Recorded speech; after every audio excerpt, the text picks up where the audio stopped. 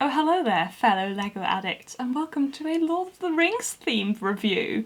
This has sort of like been a while. So after I built this fantastic set on stream, I was asked if I could please do a review on this set, and I would be more than happy to oblige because who doesn't want to talk about Lord of the Rings?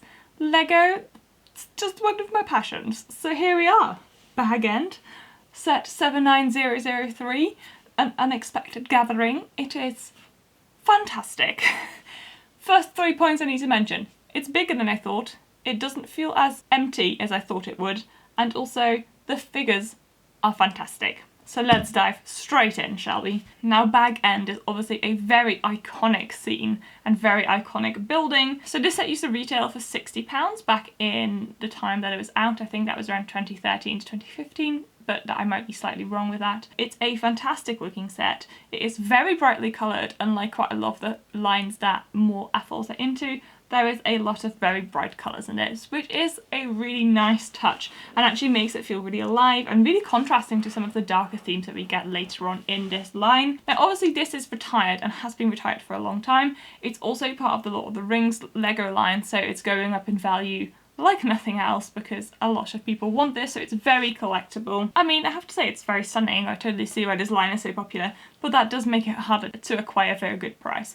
I was really lucky and found this on Facebook Marketplace for £100, which, considering it cost £60 about 7 years ago, it does kind of hurt a little bit, but as these sets grow, that's quite a good price at the moment.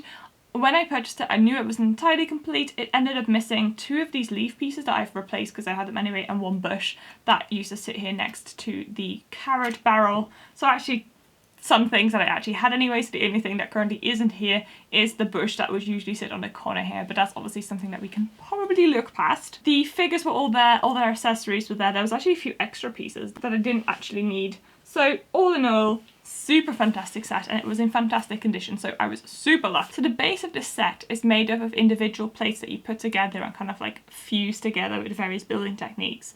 And when I was putting the plates together, I was really surprised by the size of this set because actually the photos don't really do it justice, and when you have it in your hands it does seem, at least to me, bigger than I was anticipating, which is a good thing. I love when sets are bigger than I think, especially this one because it's beautiful. This comes with a fantastic selection of minifigures because this is based on the Unexpected Gathering in Hobbit. This comes with dwarfs as well as Gandalf and Bilbo. So Bilbo is kind of in his casual attire. Gandalf is the Gandalf figure that we see in every single set apart from the white Gandalf in the Lord of the Rings lineup, just in his grey mantle, hood, with his walking stick. This one luckily does come with a cape because there are some sets where he doesn't come with a cape and I actually do not prefer that as much. So here's a really nice version of him. Then we get the 4 dwarfs that come with this set. The versions of these dwarfs are unique to these sets, which is kind of why it's more desirable in that sense as well. We get this dwarf, which I always forget his name of, but he's the one that has really cool tattoos on the back of his head. And then he has a fantastic little cape and a good beard, as all dwarfs should, and little gloves. Then my favourite minifigure of this set, I think, is Balin. His beard actually hides a fantastic torso print, but his beard is a fantastic looking beard, I have to say, very strong shape, and he has a really cute, nice, small red cape. And then I think what we have is Bofa, again, one of the dwarves that I tend to forget his name of.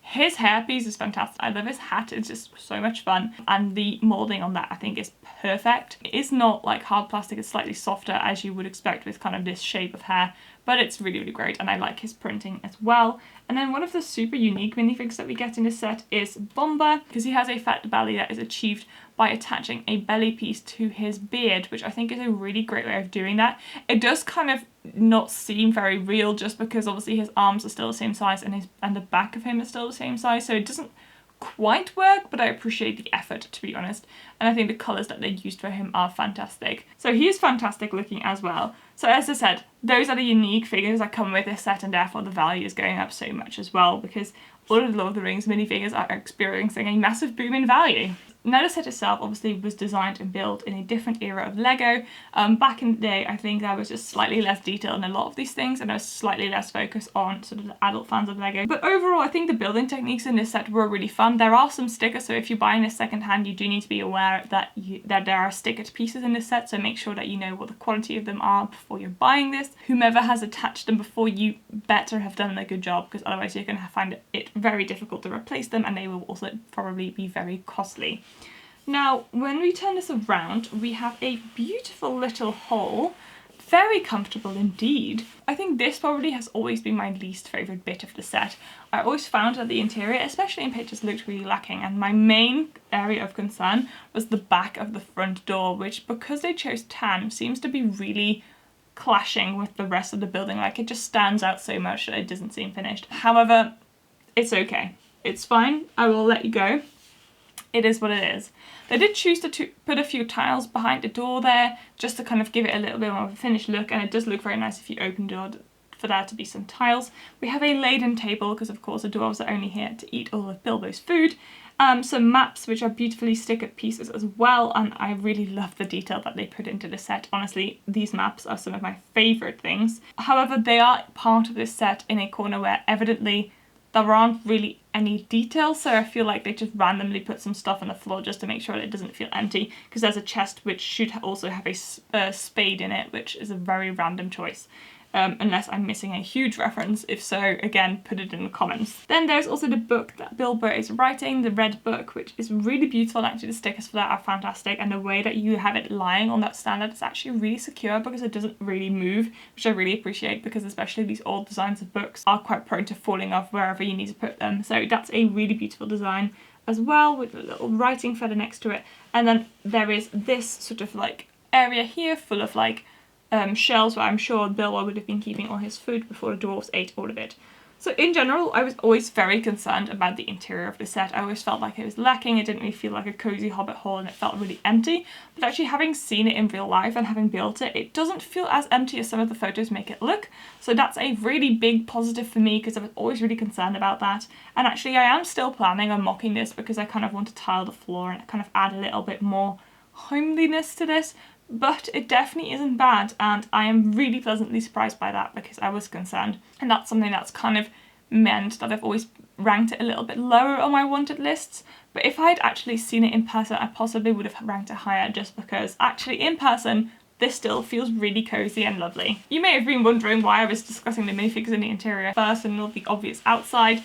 But actually, the outside is my absolute favourite of this set. It's just so bright and beautiful and cozy, and oh, I just love it. I think the design for these exteriors are fantastic. They've done a really good job with the bricks that they have. Bits of criticism I'd have for this probably is the size of this tree. It just feels a little bit square and lacking. I think they could have done with a few extra branches to make it a bit higher, so it doesn't have that sort of like triangular square look to it. It doesn't seem that organic. Obviously, it's hard to create an organic shape with Lego, but I do feel like if they added just a few more bits to this, that would have been easier to achieve. I do appreciate that they added some of these leaves pieces on top of the hut, just to kind of give that feel of like vegetation a bit more, and that definitely worked very well.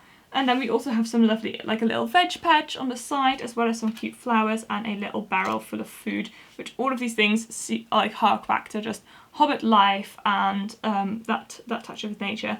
They also added quite a few lovely flower pieces, which really give that colour and sort of homeliness to it as well. They are obviously the old design of flowers, because I think this is before Lego came out with its new design, and they may be something that I will replace with the new design flower, just because I prefer the new design slightly over these ones. If you're looking closely and you're like, Johanna, you put the flowers up on upside down. In my opinion, I always preferred the flat side up rather than the sort of like slightly angled side, so I've always kind of put the flowers on this way just because I think it looks nicer, but that's completely personal preference, so don't shout at me for that. Overall, I think this is a phenomenal set, and it's even better than I thought it was going to be. I would say, because this is a used set, I've been really lucky. There is definitely varying degrees of used that you can get when you risk buying a used set, and actually these pieces still feel really new, and it's been cared for really well. Even though there's a few bits missing, none of them are essential, and I was also informed about them beforehand.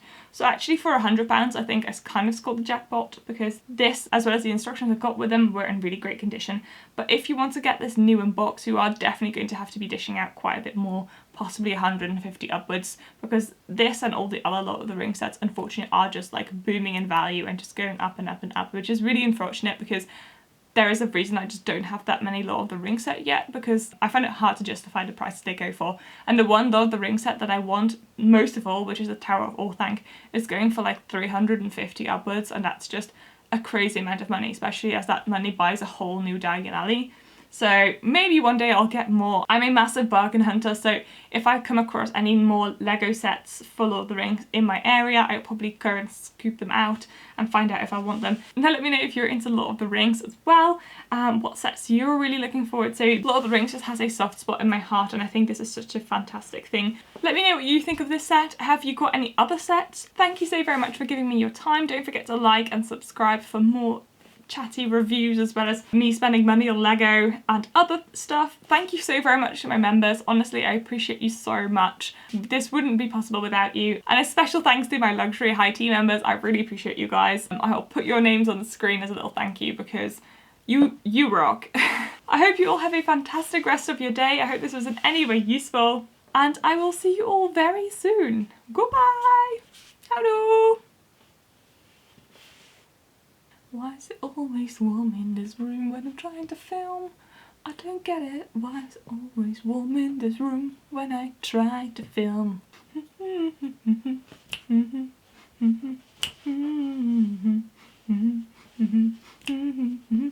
Oh, this tree's fallen over.